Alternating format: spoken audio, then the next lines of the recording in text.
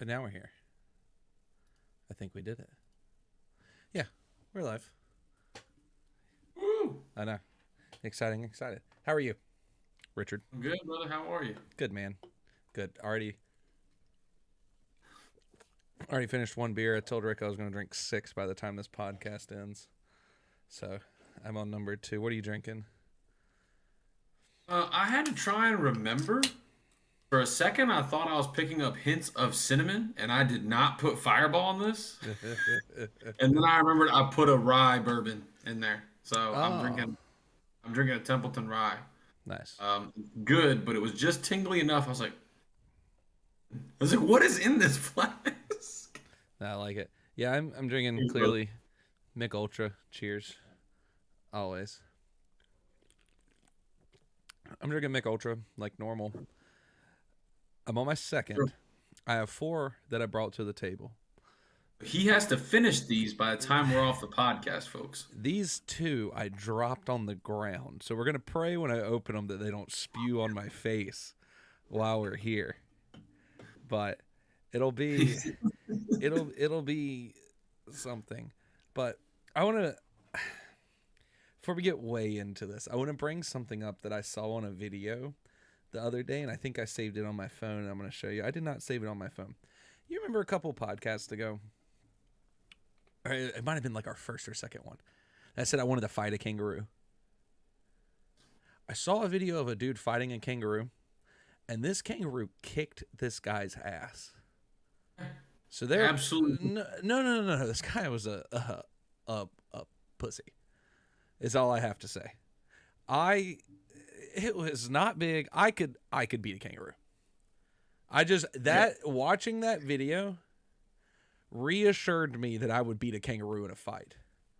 I am going to literally send you like buff kangaroo pics every day for a week. I didn't say I was going to beat a buff kangaroo. I just said I was going to beat a kangaroo. Well, oh, you're right. I picked the Joey that just came out of the pouch. I'm calling out whoever I want. Dude, did you hear things about kangaroos in water waiting for you Yes, yes, yes. to like kill people, or not to kill people, Yes. but to kill their prey or whatever it is? Will act like they're in distress, so something either A comes to finish it off for an easy kill, Mm-hmm. or B tries to help it. And either way, Yeah, it's gonna drown you. just a kangaroo sitting snouting above water, just waiting. The only thing that And beats a kangaroo in that situation is a crocodile or an alligator, whichever one's freshwater. it's a croc over there, though. Yeah, Pretty sure. yeah, because freaking Steve Irwin, crikey. Crocodile hunter. Yeah, yeah. There we go. But Um, oh yeah, it's the freaking Black Ops wet seal freaking kangaroos just waiting, like coming out of the water like Ghost Recon. it's terrifying. That I mean, I'm not going to go into the natural element of a water and try to fight a kangaroo. I'm going to fight them on my own I don't accord. I don't think water is its natural element. This is Natural not natural element to amphibious. where I know it will win, if that makes sense. Like if you catch my big tail in a water trying to fight a kangaroo, I'm drowning. I'm done. Oh, another thing. I meant to mention this when we were on the topic of drinks Sure, before we got too deep into things. sure. Was I went to a diaper party for a gentleman that's gonna have a child soon that I know, and some people there, some connections through the liquor distribution industry, and got a hold of this bottle for a sample and let us all try it. Brandon, I will have like one of your top, I'm gonna say top 6 or 7, probably top 3 if we go affordable bourbons. Okay. It'll be made by a company, no sponsorship yet. Green River Okay. of Owensboro, Kentucky. I tried their weeded bourbon and their normal bourbon, which is just a bourbon, but it's got a high rye content for a Mm. normal bourbon. Both incredibly smooth. I'm more of a wheat. I really like high wheat builds. Builds, if you know anything about like the bourbon industry and things like that. Love them. Little sweet at the end. $35, and I swear, if you tried it, you'd be like, "This is a $50 bottle of bourbon minimum." They're But going on sale in Kentucky 2 weeks. And then I think in the next 2 months they're supposed to spread out of the state. So if they come to a liquor store near you, folks, you want to give something really good a try for a pretty affordable rate. Green River Bourbon. Sounds good. I'll have to Come visit and I'll get you some. I'll have to not try it. I'm not the biggest bourbon fan in the world. On you, I still think you'd enjoy this. And also, I hate tequila. You still make me drink it, bitch. I don't make you. I influence properly. Oh. There's a difference. Moving on. Yeah, but moving on. Hi everybody, welcome again. Great to see you. Great to hear you. We don't hear people. You don't hear them. I hear At least you. I don't. I don't hear them either. Great. I mean, we don't even see them. Great to have you listening. Grateful for you to be able to hear us. We're gonna edit all of this out, just so you know. I'm not. This is staying in. This is a high quality content right here. Anyway. Hello. Welcome to the Slams Fist Fact podcast. We're changing it up a little bit. Like we said last week on our Twitter, we took a hiatus of last week. A hiatus that Rick and I both needed for the sheer fact that our lives are insanely busy right now. And we just didn't have any time to record. We didn't want to give anybody a low quality podcast, so we decided to take a week off, change it up. And that's where we're at now. And now we're going to come give you a high quality podcast. Podcasts are going to be a little bit longer now, maybe, that we talked about. And I mean, please feel free, you guys. We want to hear in the comments and emails and the DMs of our Instagram or Twitter. Just tell us what you like about the show. We might not necessarily take suggestions of new stuff, but if we get people saying they like something, sure we do it well and do more of it. That being said, something we want to just change up the pace this week. We're gonna hit you right off the bat with a draft. Change up the order a little bit of how we normally do the show and kind of just work on a little bit of free flowiness. So, ready, Brandon? I am. And just throwing this out there, this is coming off the top of our dome pieces. Rick and I did not prepare for this draft at all. We actually changed it up about 5 minutes before we went live to a different draft. So here we are. Rick, what is it? To be clear, I did prepare, but for a totally different draft that we changed 5 minutes ago. This week's draft, top 5 worst things you could bring to a cookout. Get the first number 1 overall. We're talking about cookout in the backyard, pig picking, family reunion type of cookout. Location, but yes, that kind of feel, that kind of vibe. Yeah, that vibe. What just popped into my head, I am not saying. Yeah, it was bad. I'll tell you off of I'm gonna go ahead and say, since it's a cookout and we're looking for some high quality food, and if it's your responsibility to bring like the macaroni salad or the potato salad, don't you dare bring store-bought macaroni or potato salad to this cookout. I want some homemade stuff. What were you thinking? Okay, so one of the first places my brain went to was people that put raisins potato salad. I thought that's exactly where you were going, but I feel you on the store bought. I do. Like if you at least down here in the South, if we're having a family thing together, that's how I'm interpreting this cookout. I'm gonna say the only store bought stuff that's coming are all the plastic cups, utensils, and all the alcohol that's involved. Like, don't bring me store bought like pre-made stuff. If that makes sense. I think we're on the same page as far as the context of the situation. It's predetermined. It's not like you found out today, so you had to run by your local grocery store and grab something. No. You knew this was coming. Aunt Cheryl, you should have been in the kitchen and making sure you had the potato salad the way you wanted it. Agreed. Okay. I'm right there with you, but I'm going to be a little specific. Don't bring dry mac and cheese. Oh. The cookout, man. All of a sudden, people are sitting there trying to grab water, juice, beer, whatever to quench their thirst because your mac and cheese dried their mouth out. Dry mac and cheese is my worst thing at a cookout. Worst thing someone brought. That yeah, no. I agree. Um, okay. Dry mac and cheese. Store bought this.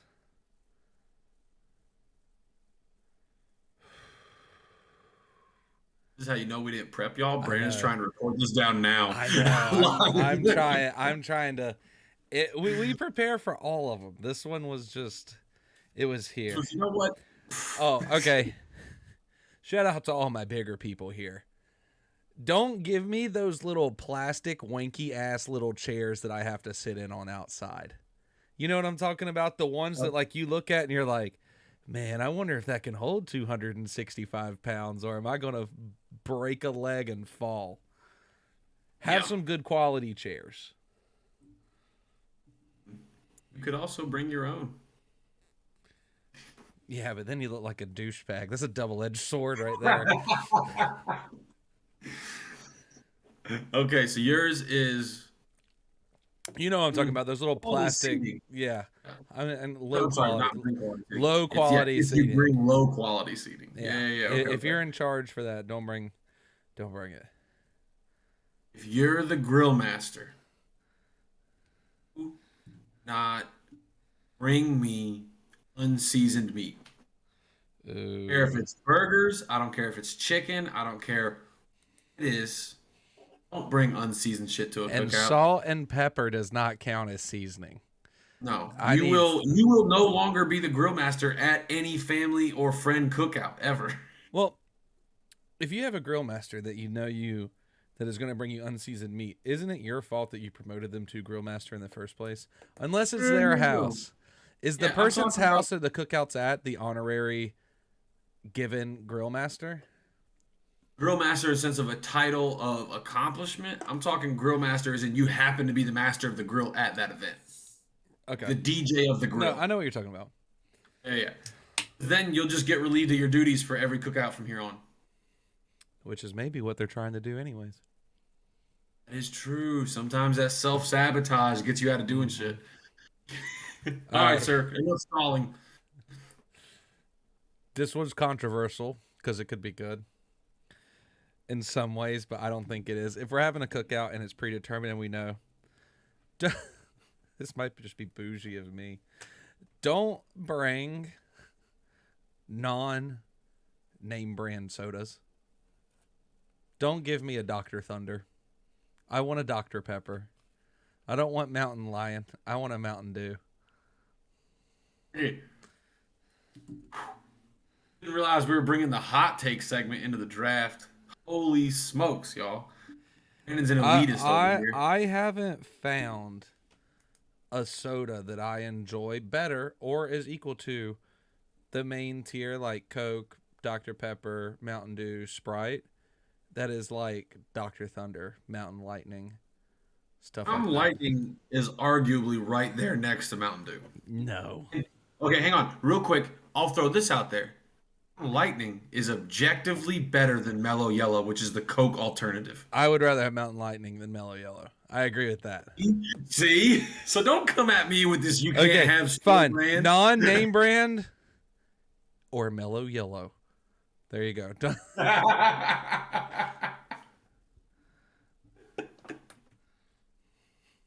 Your turn. Hashtag worst draft we've ever done. That's the whole point. It's the worst things you can It is. Okay.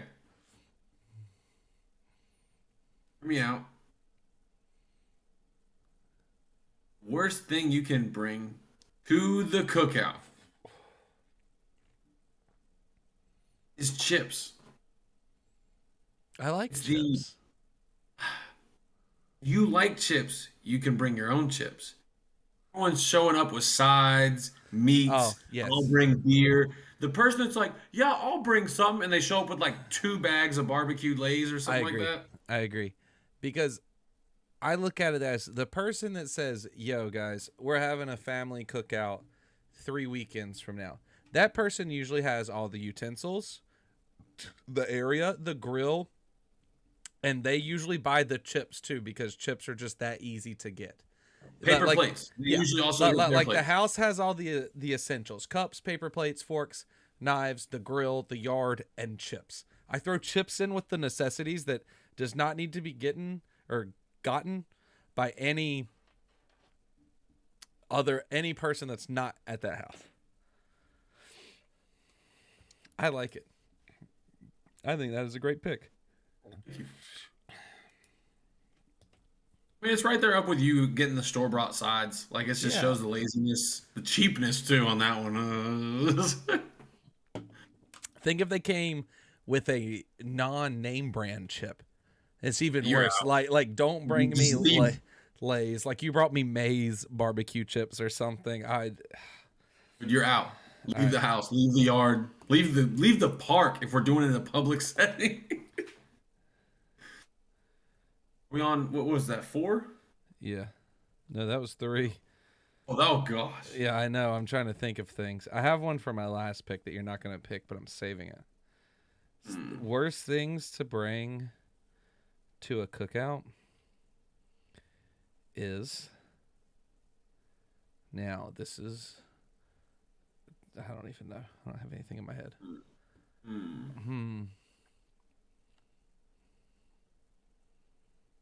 I got it. This one's for all you younger folk. Don't bring your significant other if they're not going to participate in family things. Oh, that's not where I thought you were going, but that's a great. I like so if you're going to bring your boyfriend, girlfriend, significant other, your partner to a family thing and they're just going to chill in the corner and sit on their phone, not because they're shy and it's like the first time that they've met your family, because it might be, but still they need to participate in either doing stuff with the family or meeting the family or whatever. If they're just going to be a Debbie Downer on their phone or just sit in a corner, don't fucking bring them. One of the top worst things to bring to a cookout. Honestly, kind of an unspoken rule, which actually now, self included, all my siblings are married. Um, but you kind of had an unspoken rule that if someone was in a serious relationship, like be the first time they meet the family, you don't bring them to a large family event like that. First meeting, you kind of have to be Yes. vetted ahead of time. Yeah, I agree. But I'm saying Wow. even if they are vetted ahead, if they're Oh if no, they're you're 100% right. yeah, Yeah, if yeah. they're not going to do things, don't bring them. It's that simple. I'm with you. I'm with you. Come throw the football with little Johnny, my nephew. You know, whatever. This is where I thought you were going, so I feel like I'm about to get a steal on this. Okay. Don't bring your phones. Be Ooh, on your good phone. one. Like the whole point of the cookout, you're outside, you are throwing the football, you're playing volleyball, and you're socializing. Be that person that's sitting there texting people or even uploading stuff on Facebook right now. You can do that later. Yeah. Facebook will be there. 2 people should have their phones during this. One is the grill master, so they have a timer to figure out how long that they're cooking shit. And also, the second person is the grill master's apprentice who can call anybody that's not there yet to tell them, hey, homie needs you to go pick this up at the store. That's it. Other than that, don't have your phone, live in the moment. I agree. There does have to be an assistant of some sort. There has to be an assistant grill master. For everybody that didn't know that, welcome to Cookout 101 here. We will walk you through a prop. We should do a cookout podcast one day live from a cookout. That'd be great. Got to get a GoPro. So after May, I got you. I get it, GoPro. I have an old one. It won't be very good footage, I'm but getting I have like a 7 or 8 in May. Yeah. I have a 4. I just have to wait till May because that's when Eddie moves down here. Um, my last thing, and this is, I'm going to elaborate on this word, but don't bring well, I won't say the word yet. Don't bring your outside world into the cookout. if that makes sense. Can I choose this? Is this allowed? Like, don't bring. We have to call up the commissioner. Hang Don't on, I gotta. don't bring don't bring your outside drama into the cookout. It's a family thing. Enjoy the moment, if that makes sense. Like if you know, it's like you're saying, like a big family cookout. Yeah. Everyone's coming. If you have internal family drama or internal work drama, leave it in the car. In other words, The bring driveway. good vibes. Damn it. That's my last one is good vibes. Don't bring outside drama or even inside family drama. You can let it go for 2 hours while you're having fun.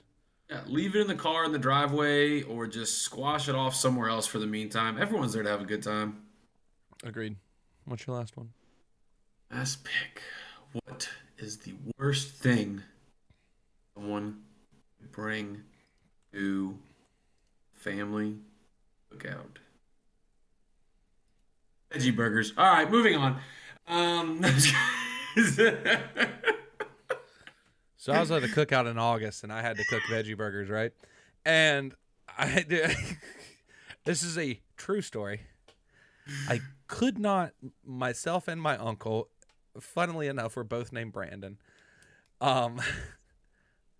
Could not figure out when they were good, if they were good, if they were done. It's a trick. I swear. But the only reason we had veggie burgers was because 2 of my family members are full diehard vegetarians.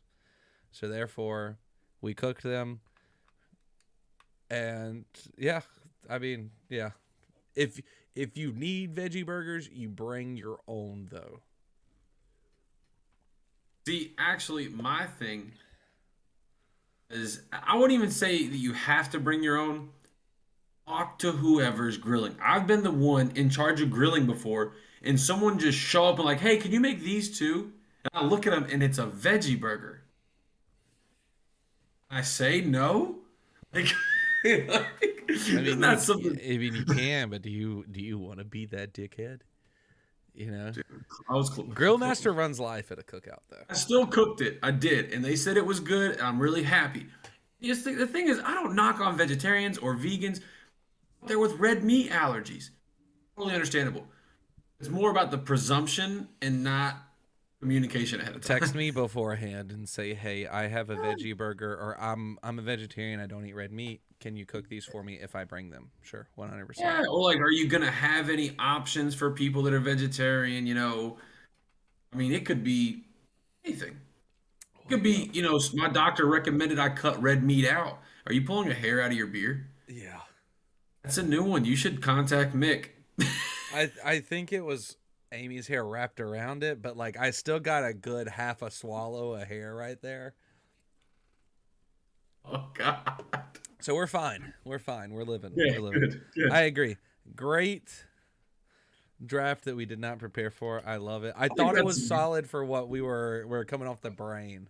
Yeah, I think off the dome, that's a solid what you don't bring to a damn cookout. Yeah, I agree. I agree. So next thing that like I want to do is, because we were talking about these hot takes, right? Mhm. We have one for the day, and that's it. And then we're gonna get into our big sports / this week's in history with our huge ESPN bracket announcement later today. I have one hot take. I told Rick about it. I didn't want to say it on the podcast, but Rick told me I needed to. Here's Absolutely. my one hot You all take of will the be- day. You all will thank me. My one hot take of the day.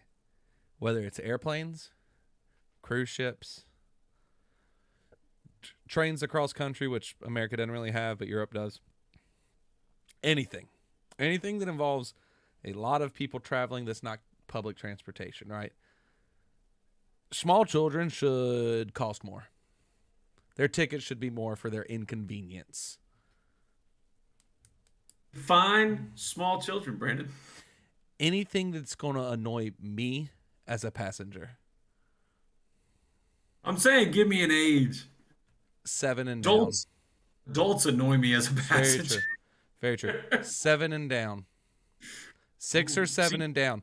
Like first I was thinking, grade. like 3 or 4. Nah, fuck that, dude. 4-year-olds might not be potty trained. They might cry on the plane.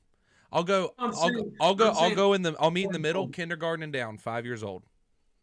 Have to be in school. 5 years old and younger, your ticket costs more. You know your plane ticket that was $233 to go to Bora Bora? Yeah, you're $333 now. It's not a small charge. It's $100 for your inconvenience that you're going to cry for 4 hours on my flight. Or hear me out. This could be another way. If you're traveling with a small child, you have to announce that you are on the ticket. And everybody that travels with a small child gets the last 4 rows of the airplane, and that's it. All the small children sit together. I'm going to disagree with you because sound carries forward. I don't want them behind me. Dude, we're not moving. Yeah, but look, airplanes going this way, sound's going, it won't ever catch up. Have you ever had kids behind you in an airplane? I also had them in front of me and beside me. I'd rather have it behind me so that the kid doesn't just turn around and just go. Brandon hates parents, new parents. I don't hate new parents because I'm eventually going to be one. I hate small children. There's a difference. You'll also eventually have. Yes. I'm gonna take the Knights approach here and say I'll give you the first 4 rows. That way, babies are crying. They're crying towards the pilot and the stewardess, which will hopefully cost more. Pacify them, and also right behind my head. Either way, maybe just they have their own little section in the airplane, or you have your own planes. Okay, listen, I'm just spitballing ideas. My hot take was maybe small children should cost more to travel. That's it. Now I'm just going into it. All right? These are just the thoughts that run into my head. Welcome to an ADD brain right now. This is what you get. What if there were only certain times every day that parents of small children and the small children could travel, and so there were only certain planes? So the whole plane is just filled up with parents and like 5-year-olds. And that's it. Would it cost the airlines a lot more? Yes, 100%. Would it convenience the shit out of me as a passenger? Yes. Brandon? Yeah. Yeah. Already tried what you're suggesting. It's called segregation. I'm not suggesting that. Look, man, just get control of your child. Like I get if it's a newborn. One, don't fly with a newborn baby, you weirdo. This might be the most controversial hot take we've done. Absolutely. And viewers, listeners, I'm pretty this is why I made him bring it on the podcast. I'm pretty passionate about it. But like a 5-year-old, for instance, don't like why are you crying? What like why are you crying on the plane?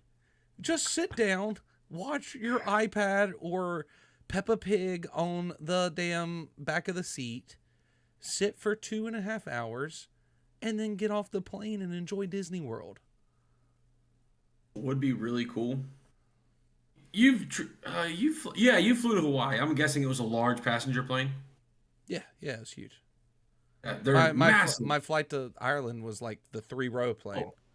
Yes, and so you've been to Ireland. Okay, yeah. So you've ridden on these massive planes. Yeah.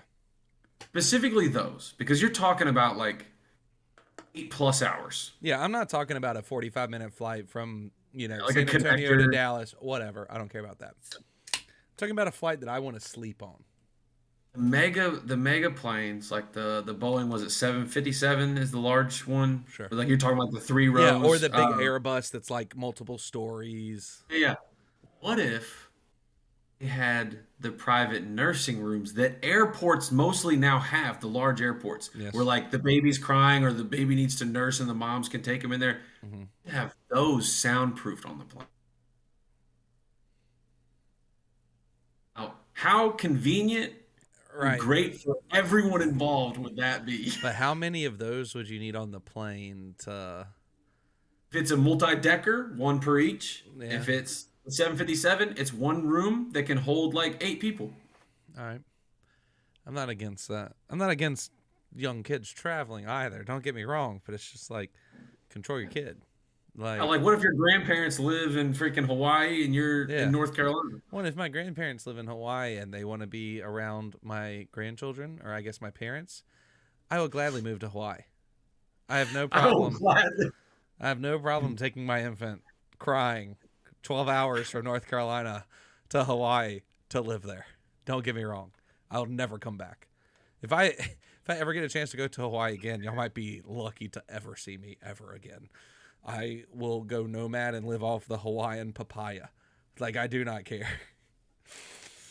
Um, The coffee beans and the papayas. That's it. That's all Brandon needs to I survive. really, really, really.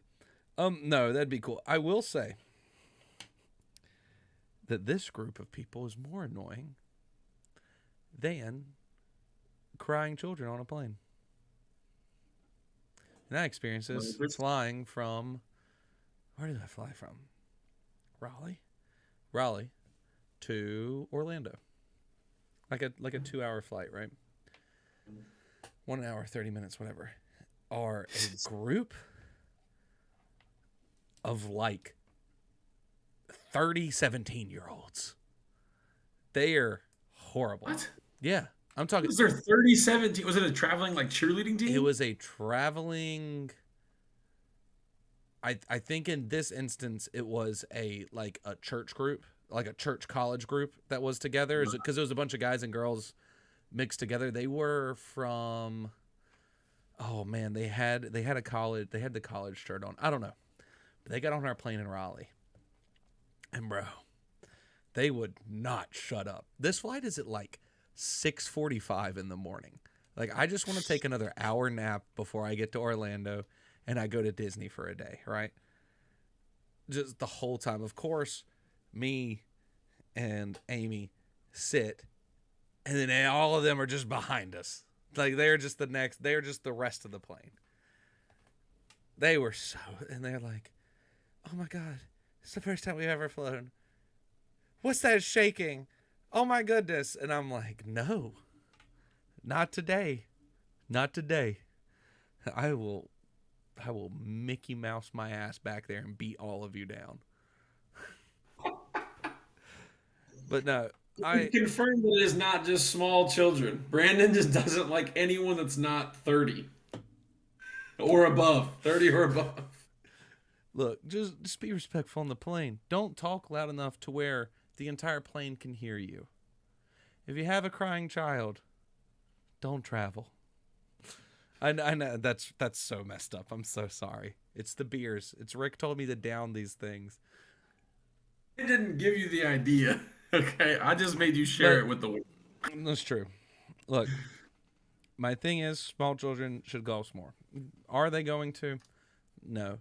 Are they going to inconvenience more airplane flights that I'm on? 100%. Am I going to complain about it to anybody? Only the slammers. That's it. Only the slammers and Rick. But that's it. That's thank you for listening to the hot take of the day, everyone. That is the hottest hot take we've had on here at Slams Says Fact. Let us know. For anybody out there that does listen that is our young parents, I am so sorry. I'm so sorry I tried to segregate you to a time frame. I will be a young parent soon too. Not soon. Let me rephrase that. Eventually, Rick and I will both be young parents, and we will have those crying children on our airplanes. So, especially when they start traveling for soccer, because I'm going to have a girl who's going to win gold medals for the United States women's soccer team. Hey! There we go. This week in history, Rick, bring us one. Want to work chronologically? Reverse chronologically. I don't care. I figured you didn't. In 1949, this week in history, NATO was formed by the original 12 countries. What do you think you can name? United States. Huh? The UK. Yes. France. Yes. Okay, this was, what year did you say? 1949. Sorry, I was still echoing a little bit. So, US, UK, France, Canada. Yes. Italy. Yes. Who else was in the Allies? Belgium because they hated Germany. Oh, don't Google. I'm getting nervous. You're looking down. Play with your mic and try and act like you weren't looking at a phone or something. I'm not. I'm not. I'm not. I'm not. Um, I could just. I feel like I hear the echo still. Am I echoing to you? Hello? Ha! Crisp. But now I am. Yes. Okay. Um, I said Canada, did right? say he did say welcome to his ADHD brain before we started this. I did say Canada, right? Yes, that was your sixth. Okay. So I've said You Canada. don't know how the hitchhiker's thumb. I've said Canada, Belgium, France, UK, Italy, United States. That's the 6. It wasn't Poland because they were pretty much not a country. Holland, Holland, no. yes. Holland is 100. Excuse me, the Netherlands, Yes. which was called Holland back then. Not in 1949.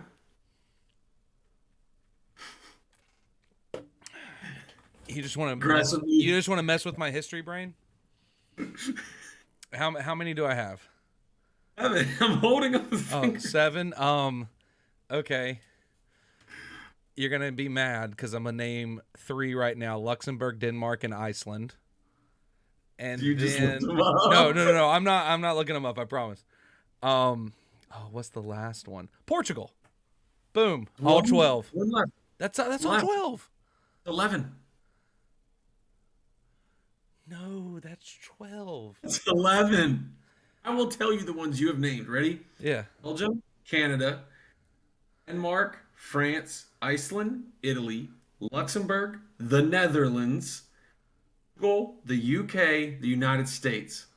You are looking for one more, my friend.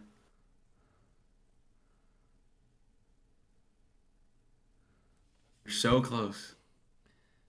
I have it down to 2. What are your options? Finland or Norway. Because it's those 3 that are right there. Interesting. Interesting. Which is it? Get one last guess. I know Finland got fucked up in World War II, so Norway didn't. Finland. It was Norway. Those 12 countries came together to form the North Atlantic Treaty Organization. Yes. It became an armed forces pact post World War II. Fuck you! I about got that. You did.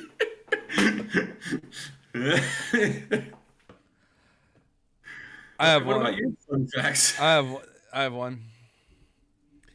1867. We bought Alaska Ooh.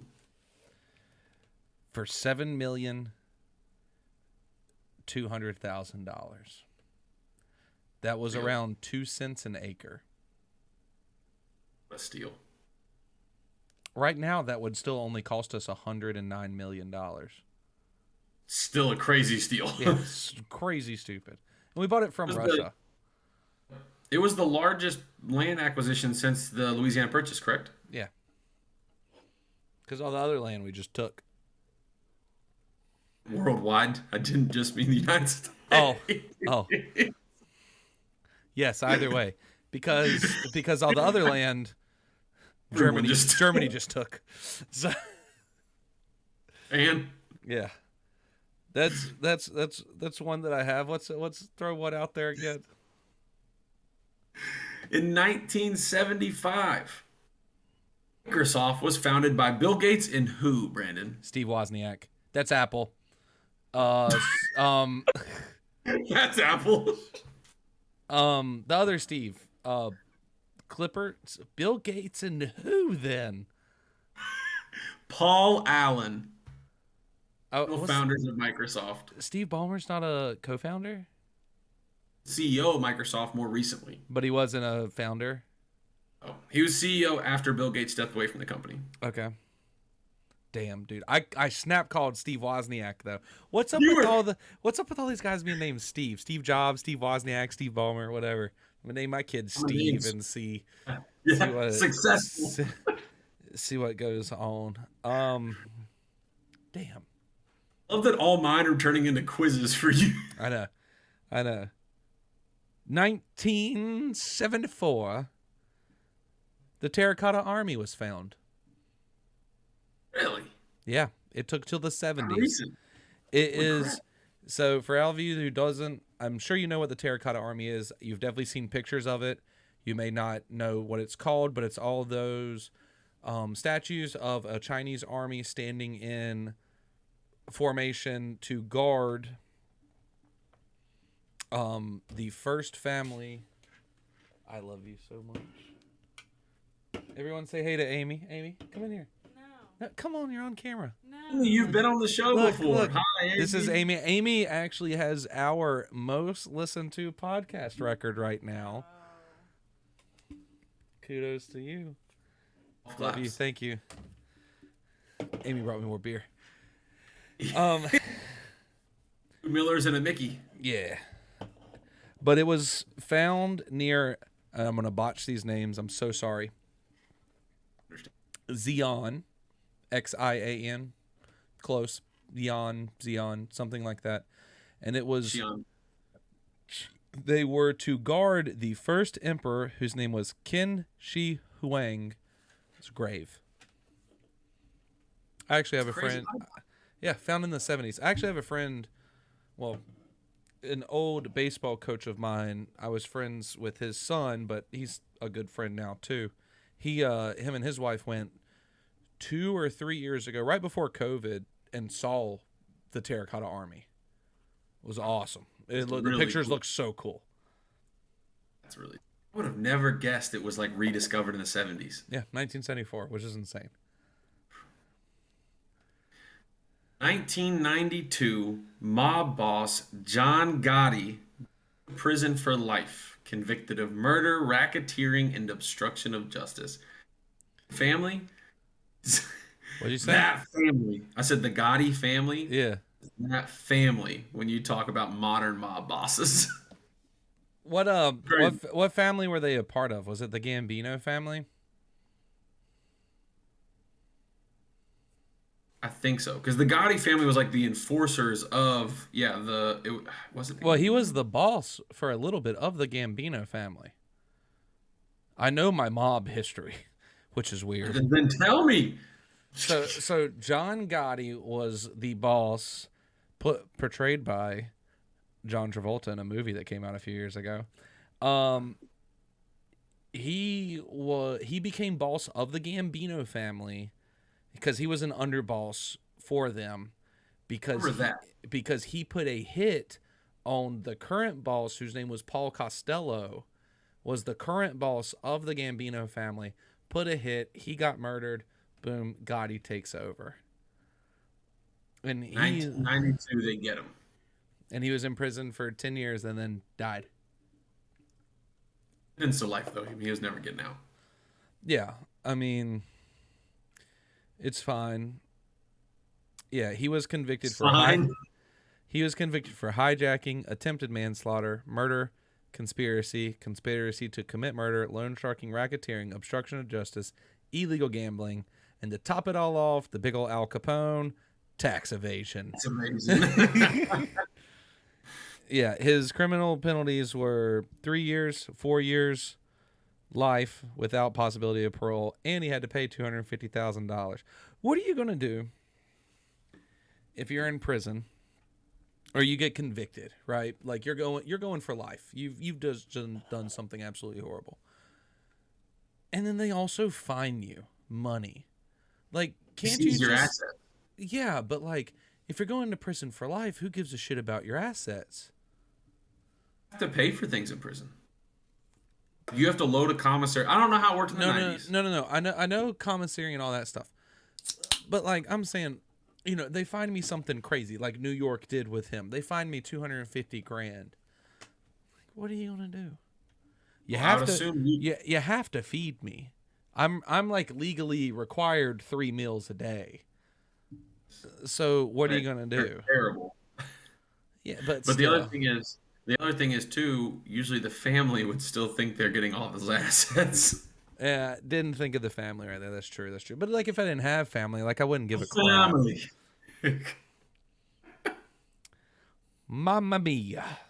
Should have Tommy on for a podcast just for mob history. I'll bring it on. That'd be hilarious. We'll just bring him. If everybody out there, because I know Tommy's not going to listen to this episode. Anybody out there wants us to just have Tommy on the episode, not tell him what it's about, and then just come with all these obscure South Boston and New York and Italian crime mob questions, please.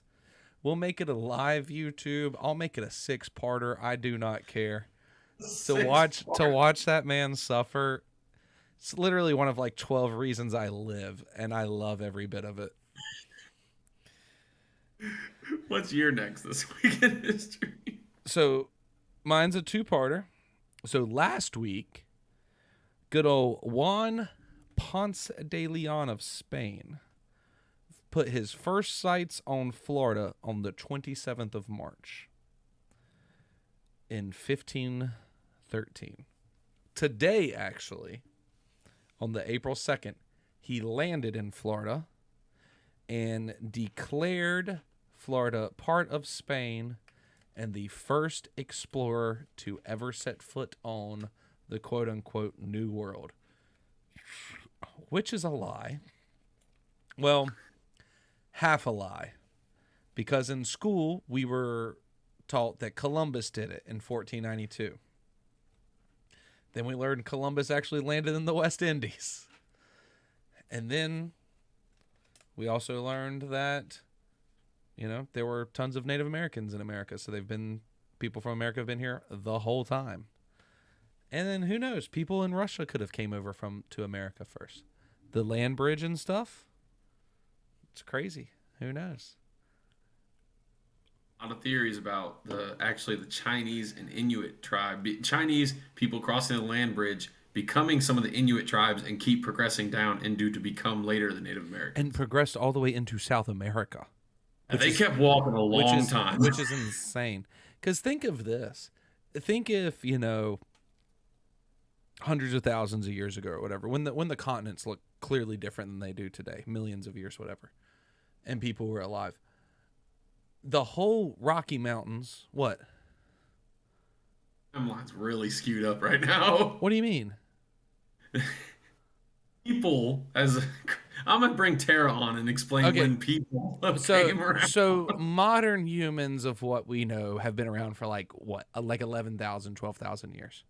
They get wiped out like 7,000 years ago. Not wiped out, but almost wiped out from the Ice Age from like 7,000 years ago.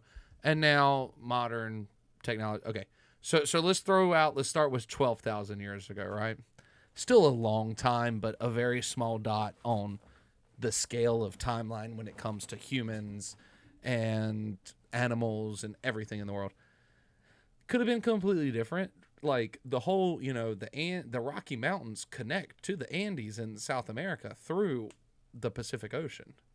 So that could have all been one big ass land kabobble at one point. Like it's insane. But yeah, no, there's tons of theories. But what was he looking for, Rick? That's my question for you.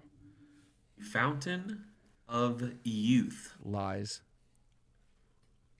No, it's not. He was looking for silk, you dummy. But also, secretly, for Spain, he was looking for silk. Secretly, Ponce de Leon was looking for the Fountain of Youth, and he thought it was in Florida for some reason. And it might be. Heard it from a pirate. Who knows? Yeah, the silk thing, cover up, propaganda. Don't listen to it. I mean, hear me out, bro. If the Fountain of Youth is anywhere in America, it's definitely in Florida. All the craziness. Think, it's a weird thing that gives eternal life to whoever drinks out of it, right? would be the folklore That's behind it, the pride of that's youth. Yeah. that's got some weird juju magic on it. And you're telling me it doesn't have any effect on humanity? If anything weird spews off of that little bit extra magic, look how weird Florida is compared to the rest of the United States. That fountain of youth is somewhere in Lake Okeechobee, Florida, and we just haven't found it yet.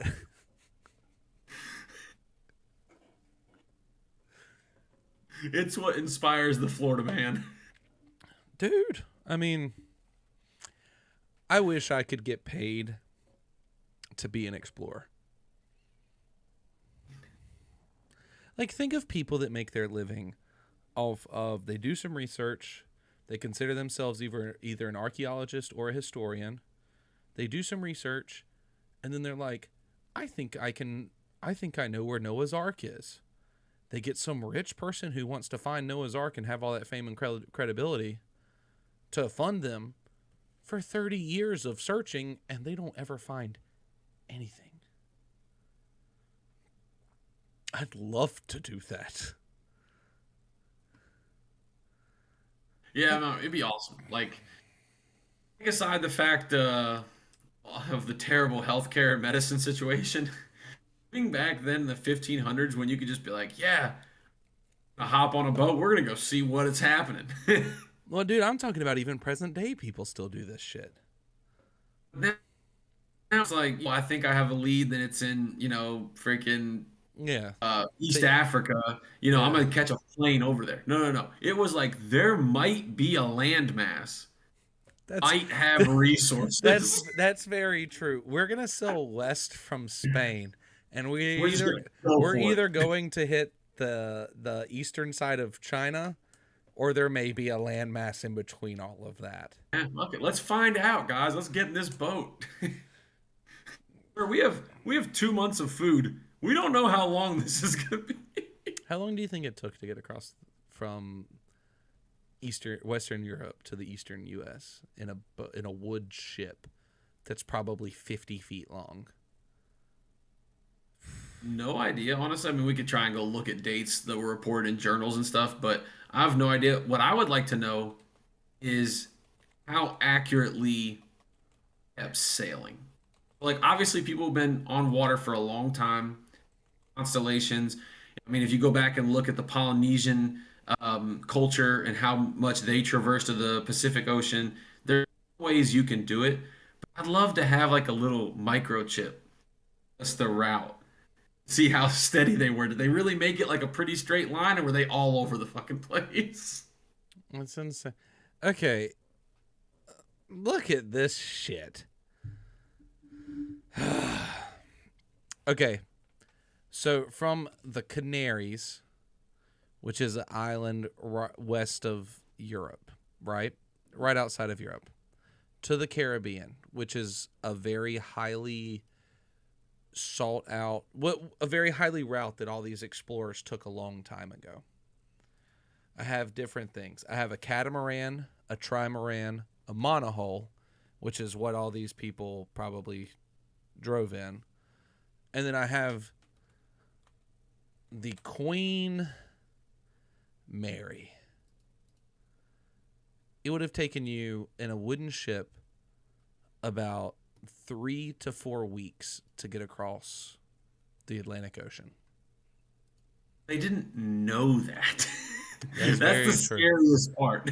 Like they That's didn't have a Google Maps telling them how many days or miles or anything away that or is that is kilometers. that is only traveling 9 miles an hour in a What happens wooden if you hit a ship. storm?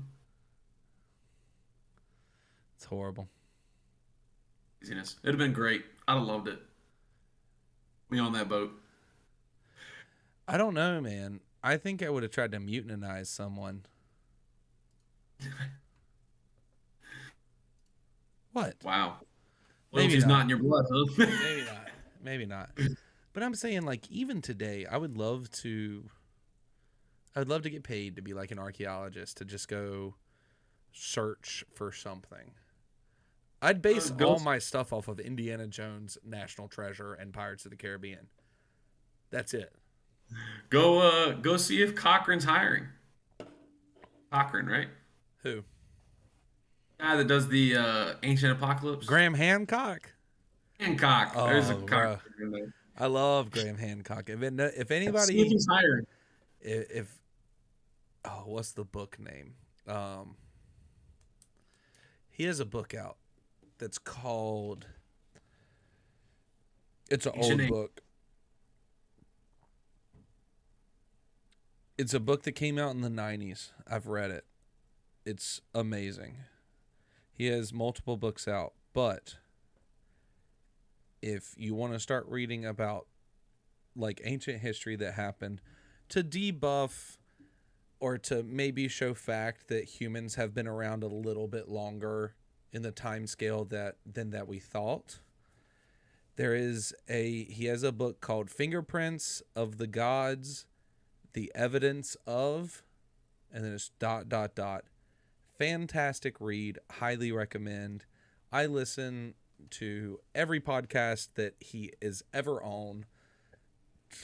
I just think he's an interesting guy. I think he's really interesting. He's also really smart. He tries to prove that. So for everybody out there that doesn't like to do research like Rick and I do with history, we say that modern human history of today happened about 45 to 5,000 years ago. So about 3,000 BC.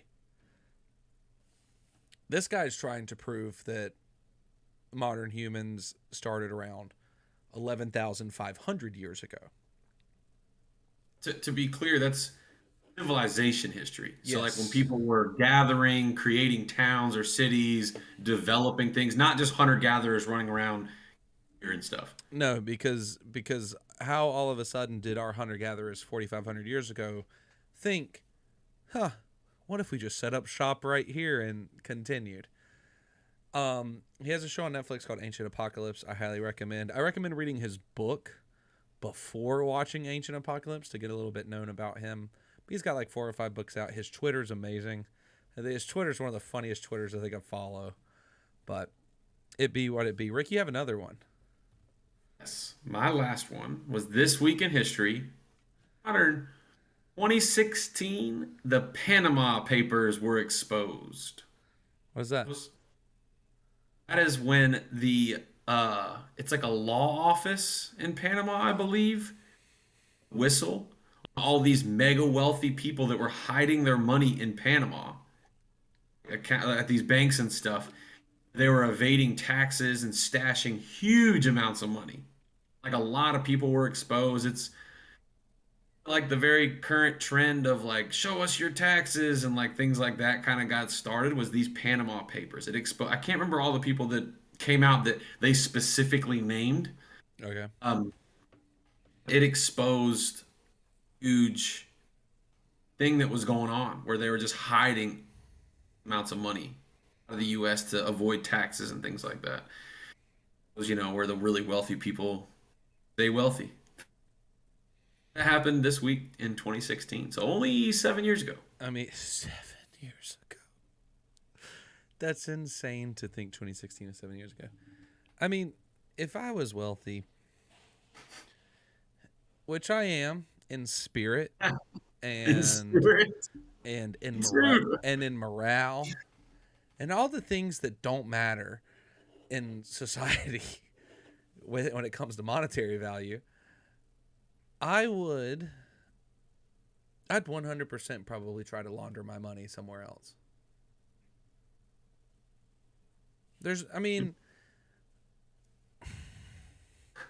Not saying that I'd be doing anything illegal to have to launder my money, but knock. IRS are here. But why do I want to be taxed on something that I don't, that I worked hard for, if that makes sense? You know what I mean? Everyone, we got him. Roll in. You see SWAT enter both these doors. I just get taken off.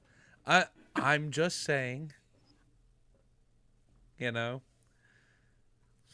mean, don't want to start a political tirade here with talking about taxes.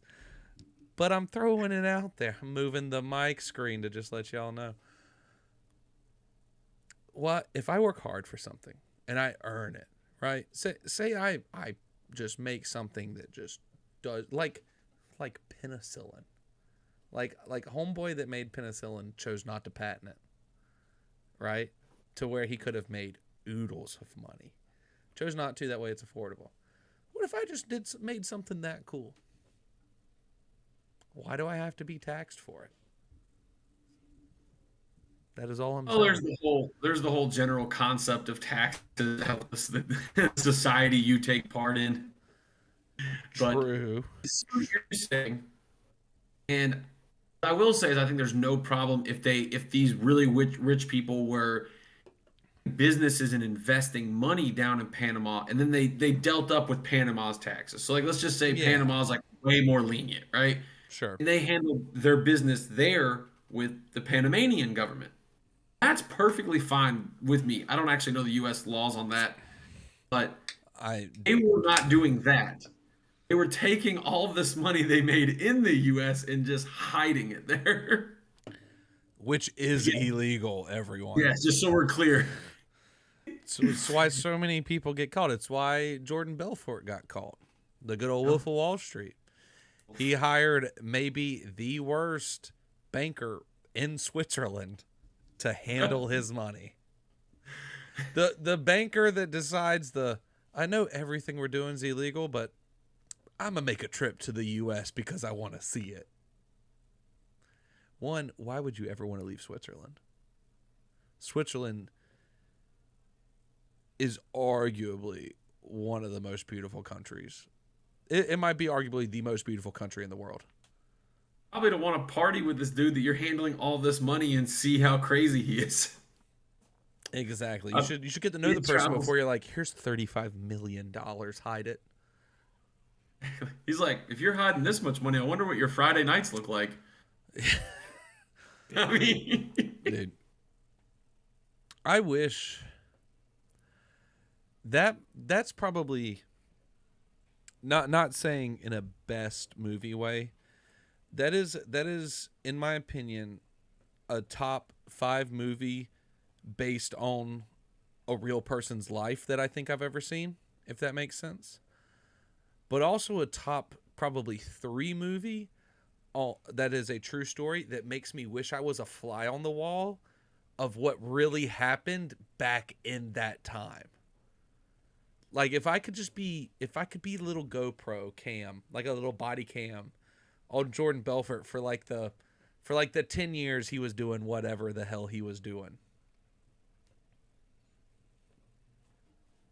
I'd love to see it. Cuz then I'd also like to compare cuz I'm weird like that.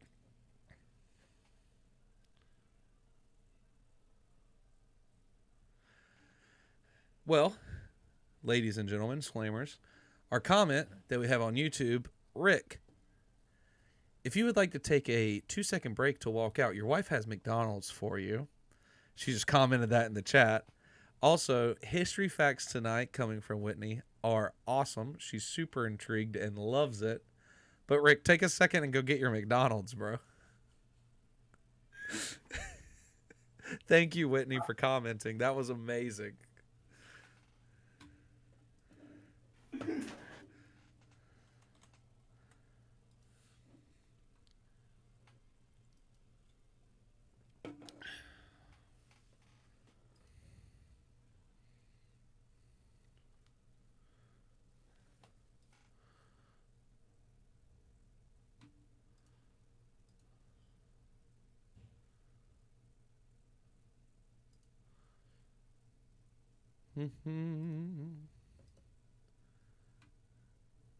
I got you, ma'am.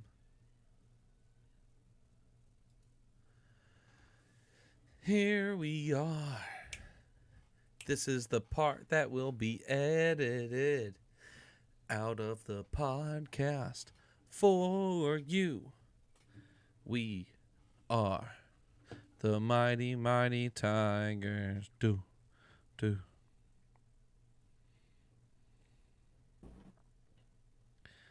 Here we are. I know you're all dying to see what has been awaiting.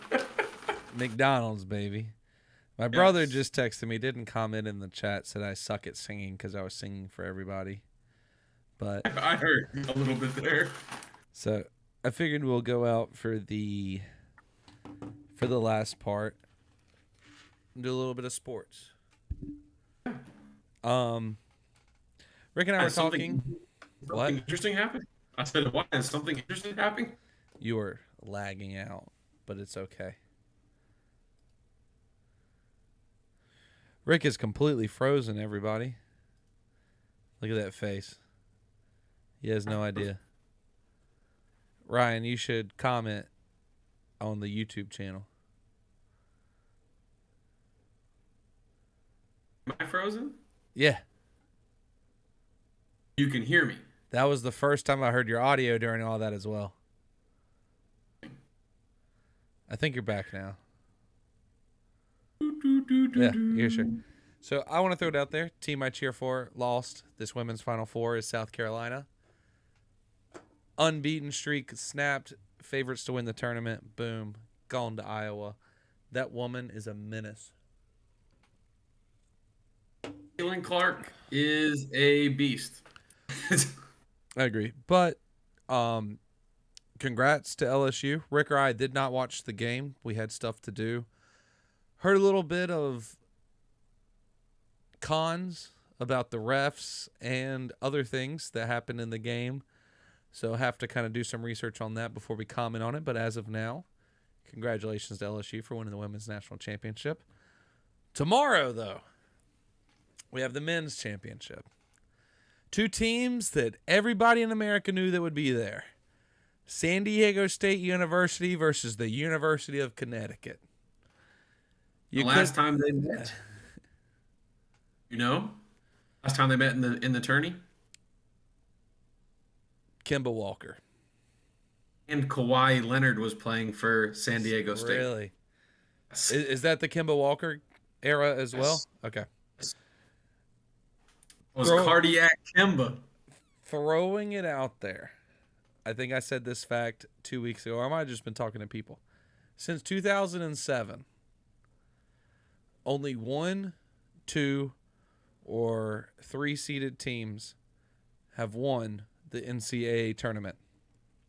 Or it has been UConn, if that makes any sense.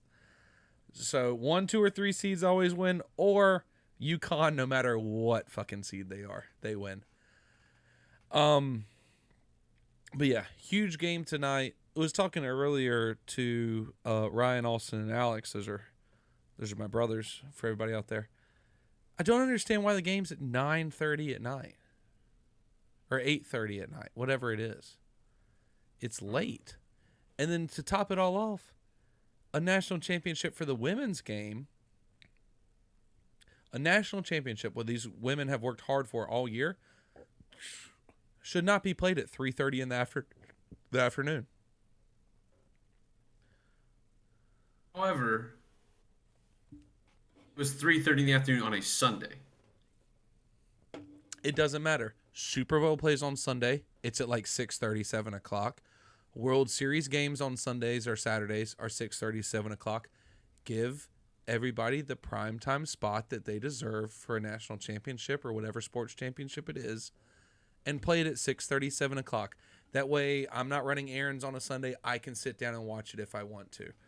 It's just out of one respect. Like I know that there's been a lot of scrutiny of the past years about the difference between men and women's sports and a bunch of crazy stuff that we don't have to get into. We all know it's there. But if you're going to want to show something, play it at 7:30, 6 o'clock, 6:30 at night. I didn't even know the game was at 3:30 today until they said something, or I wouldn't have watched it. I watched the whole game. And by whole game, I mean a half of it before I started doing other things. But like, if I wouldn't have known that they said something, I would have waited till like 6:30 to see, oh, are they playing at 7 or 7:30 tonight? I didn't know ahead of time either. I got update after the game was already in the third quarter. Um, but I agree they should get a primetime slot.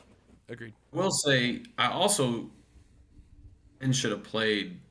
They should have made it so both finals were on the weekend. Because the other thing you got to think of, and I understand a lot of nuances to being a student athlete at the highest level, like these programs are, but they're still student athletes. So Student why comes would you first. why would you make it on a weekday? It's the same Um, thing for the national championship in football. It was played on a Monday. doesn't It's, make too much sense to me. the one sense that they do is that they always play the championship and the Final Four in the same weekend, and I don't think they want to extend it for a whole nother week for just 3 games. But do you make them play back-to-back days, or do you let them have that one rest day? You know, there's a lot of factors that go into it. But Yeah. And then I will say to your note though, a really good step. It is. I agree they should have got a primetime slot tonight. LSU and Iowa. But on the positive note, this women's tournament viewership is up something crazy like 70% compared to last year, right, which is amazing. People took notice. There was a lot of excitement around South Carolina, a lot of excitement around Caitlin Clark in Iowa, and a lot of excitement about LSU. Early in the tourney, there was excitement about to see how Tennessee did because they have one of the leading scorer women in college right now as well. Like, her name's escaping me, but she plays at Tennessee. right. So there was a lot of excitement because it. While I will say, I'll be the first to admit, I did think South Carolina was going to run over Everybody and did. win. I would be But surprised if anybody. One, I'd be surprised if anybody had LSU as a pick to win. But continue. Sorry. no, you're good. I love that. That's where it should be. It should be the same way the men's bracket is, which granted we talk about statistically, it's usually a 1, 2, or 3 seed. Still 12 different teams with the possibility like this not being the top 12 teams in the country. Parity, that anything can happen is what gives March Madness Right. and why people tune in. This was, and anybody can fact check me on this. I'm not sure, but I'm pretty positive I saw this since the seating was a thing and bracket and keeping track. I think since it said 79 or 78. This is the Somewhere in the 70s. first time ever that a 1 seed in the men's tournament hasn't made the Elite 8. No 1 seed made the Elite 8, I'm pretty sure. Or got past the Elite 8. Past. I think Gonzaga was in the Elite Eight. Gonzaga was a 3 seed, bro. Or you said 1 seed. So I was thinking still the 1, 2, or 3 thing. Yeah, no, because Kansas out early. Yeah, there was no 1 seed in the Elite 8. Yes. So this was the first time since the 70s, since this became a thing, that there was no team in the Elite 8.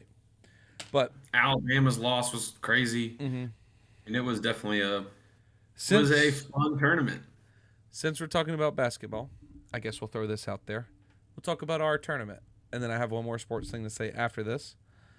So everybody out there, Rick and myself included, the SLAMS Fist Fact Bracket Challenge.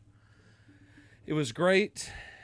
Too bad the final game doesn't bring any excitement to any of us because all the points are given out by now. Fun, right? Huh? Yeah, of course. Rick finished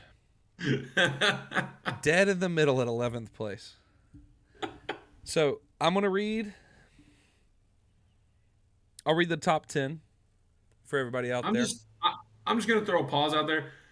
Shows, though, that all these things we keep talking about, first time in tournament history, first time since 2007, all these different things show that if this was a normal year, Rick would have done better.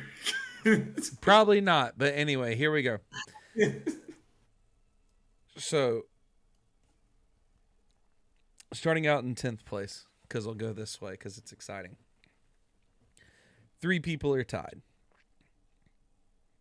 We have Owls fan, 954, finishing in, technically tied for 8th, but it's 10th place.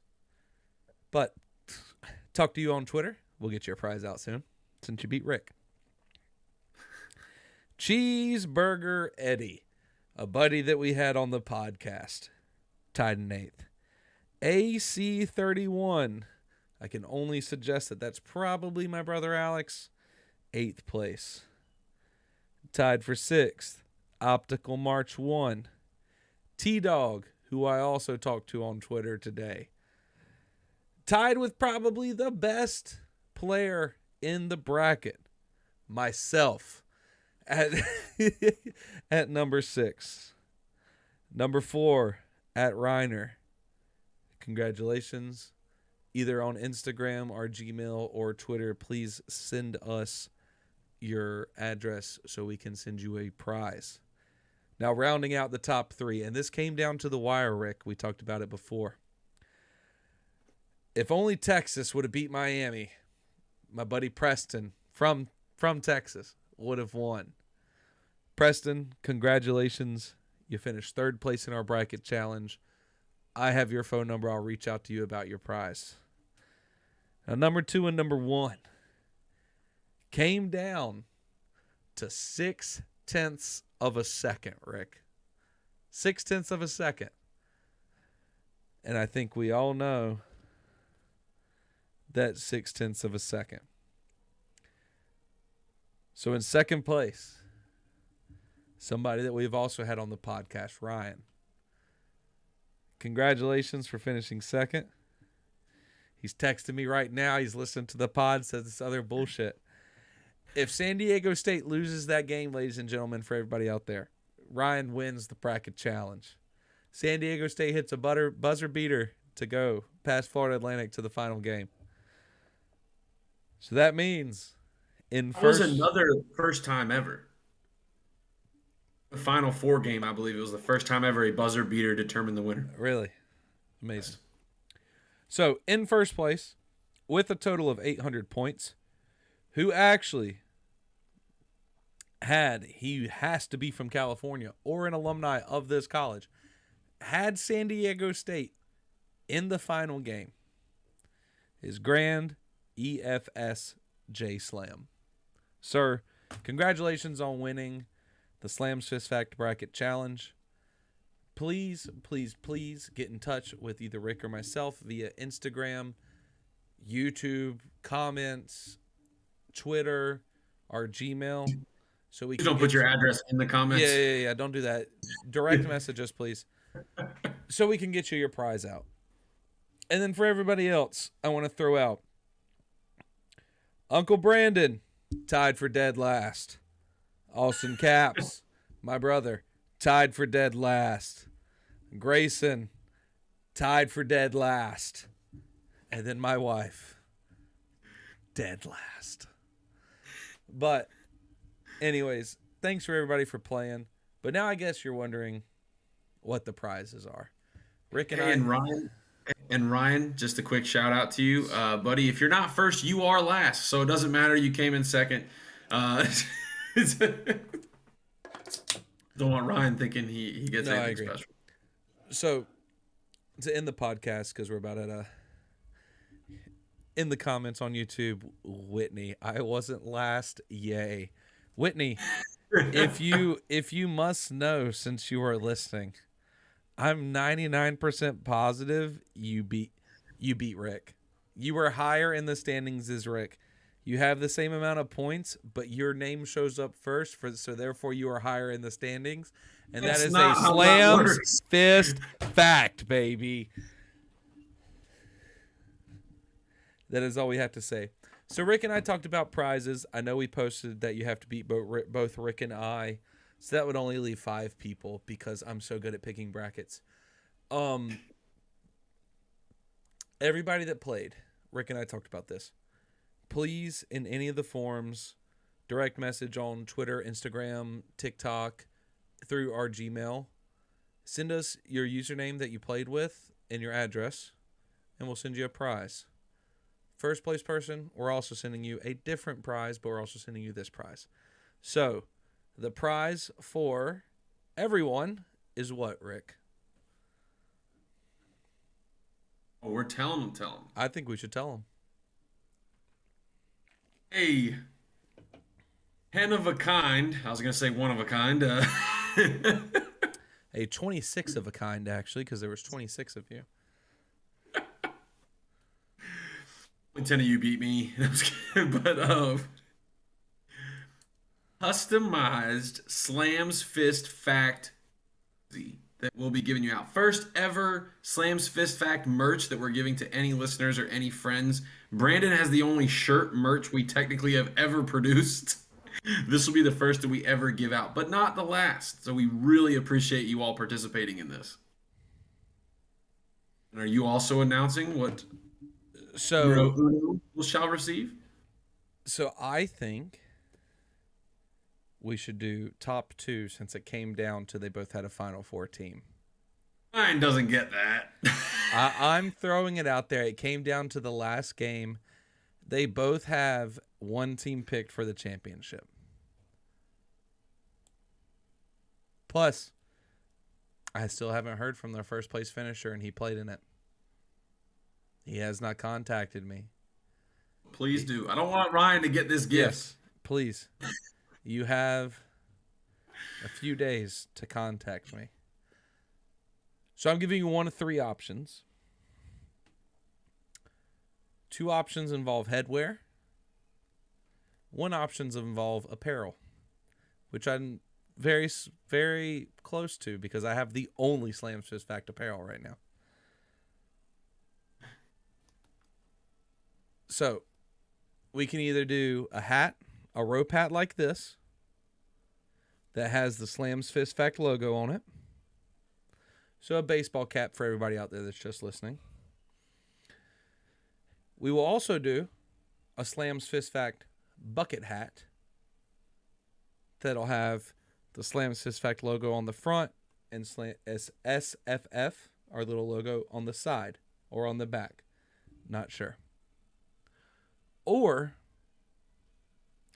you can have a Slams Fist Fact t-shirt like I do. But your t-shirt will also say Bracket Challenge Champion on the back of it. Those are the 3 options that first place can choose from. Congratulations to everybody out there that played. Congratulations to everybody that won. That was only one person. Because remember, to quote Ricky Bobby's dad, if you ain't first, you're last, baby. But thank you all for playing. We will do something else. If you want, Rick and I are playing in this year. I'll take a message from 2 more people. We're playing in a Masters tournament gambling thing for next week. First 2 people that text me that they're in, they can join as well. That's it. 2 people. I have one more fact to say about sports, and then I think we call it a day. Well, let's hear it, man. Are you ready for it? As ready as I'll be. So, the great Shohei Ohtani. Baseball started this week. Opening day was a few days ago. For everybody out there that didn't know, I'm a huge baseball guy.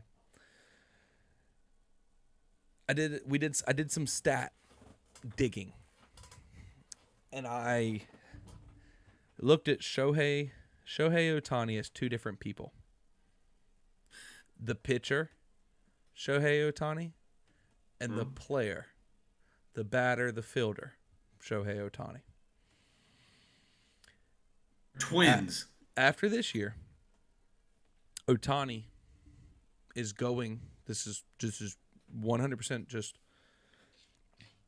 It's not true, but it's a fact to where it has to happen, or it's just insane. He's going to get the largest major league contract that anybody has ever seen once his contract expires after the end of this year. He has to, because he's the only dual threat player that we've seen since the early 1900s that TV wasn't even invented yet. So based on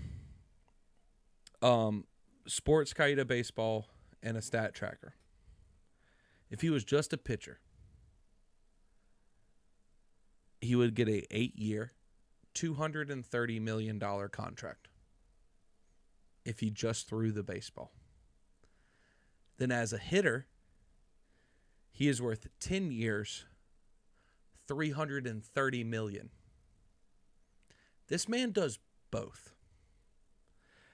So are you, Rick, as the Los Angeles Angels of Anaheim, are you offering him a $400 million contract? I think, especially actually, if you look at current trends of contracts in the MLB, doing this thing, I'm seeing it's becoming a trend. I've seen some people talk about it. Extending these contracts over like ridiculous amounts of years. Mm-hmm. I'm not talking about like Vanilla Day where like he deferred things or Ken Griffey Yeah. Jr. I'm talking about their standard contract they're offered as Yeah. becoming longer and It's like longer. 8 to 10 years. What this is right here. For that period of time, I think it's going to get inflated more. Okay. I'm thinking we're going to try and get him somewhere in that 8, 9 or 10-year margin, 425 million plus. 425. Because over 10 years with an MVP caliber dual threat, just won the World Baseball Classic by striking out his own teammate. Who is arguably the greatest player in baseball right now, against who is also arguably the greatest player in baseball right now, on the same and team, and they still lose by like 7 every week. and the market value he brings because he is loved internationally. I mean, I this is think the biggest international signing of a baseball player since Ichiro in the early 2000s. they would be fools not to try and make him an angel for the rest of his career. So here's my thing. I agree with you on being 400 million plus, especially if he's valued at 230 as a pitcher and 330 as a hitter, and homie does both. I think he's at least 375. Okay? Probably 400 though. I will bet my Jose Altuve jersey that I have, as everybody knows, I'm an Astros fan. Was an Astros fan long before the cheating scandal. I've been an Astros fan since 2002. Wants a Astros jersey. I'm not betting it to sell it. I'm betting my Astros jersey that I burn it. That says Ohtani is not a Los Angeles Angel after his contract's up. I don't think Worst part is I could see what that happening. if the Angels ever want to be playoff contenders and not barely wild card people like they are, with the two greatest players in baseball right now, they have to get rid of one of them. The smart choice is to get rid of Mike Trout. Right? Older, injury problems, all that stuff. But Ohtani's in the driver's seat trying to negotiate a contract. Ohtani isn't an angel after his contract's up. Said it here first. Terrible thing is I could see that happening because Go ahead. like the Angels just don't seem to make the best front office decisions on this type of thing. Could see them hamstringing themselves, getting caught up on this instead of paying the man. Throwing it out there from an undocumented source that I will not say until it happens. Brandon himself. Not Brandon. Unless they want to be documented. Ohtani stays in California. Either he signs with the Dodgers or the Padres, but not the Angels.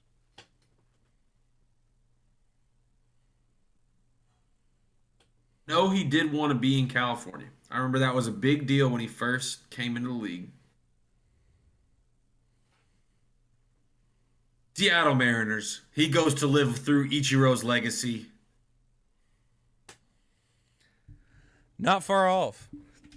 We'll end it at that. Rick's hot take of the day is Shohei Ohtani is going to be a Seattle Mariner when it ends. My first idea is that he's going to get paid a massive amount of money. hopefully by the Angels if they know what they're doing. I'm not an Angels fan, don't care. But if he's in your organization, you're an idiot if you let him go. Agreed. So, for everybody out there, thank you for waiting a week to hear Slams Fist Fact again. We will try to be updating weekly again like we are. We just need a little break to figure out some things, get life in order. But here we are. We're back. We want to make content for you all the slammers out there. If you have a question, comment, or concern, please email us at slamsfistfact@gmail.com, or something crazy you might want to see on the podcast or something that we want to talk about. We're open. We're not just saying this week's in histories or hot takes. We're open for anything. If you want to hear it about on the podcast, there's a couple red flags that we won't talk about. Rick and I try to stay away from political views on the podcast because we want to be open for everybody. Political views are something different. Email somebody else. Don't email us. Or you can email us about your political view, but I will kindly decline. Also, we have an Instagram, a Twitter, and a TikTok out there. They're all at Slams Fist Fact. Give us a follow. Remember, once we hit 100 followers on TikTok, Rick is doing a viral TikTok dance. Once we hit 1,000, there will be a live hot tub stream from Rick as well. You'll have to show me what a viral TikTok dance is. I got you. Thirdly, next week, I got a question in the Gmail. We're going to live stream, try to, hinting with try to. We're going to try to do a live stream podcast from a golf course, ladies and gentlemen, with Rick involved. Rick just found out about it tonight, right now. Just now. We're going to try to live stream from a golf course. It may or may not happen. If we can make the technology work, we're going to do it. That way we can interview 3 people at one time. But other than that, Rick, it's been a pleasure, sir. Everybody have a great day, weekend, afternoon, evening, and good night, and we will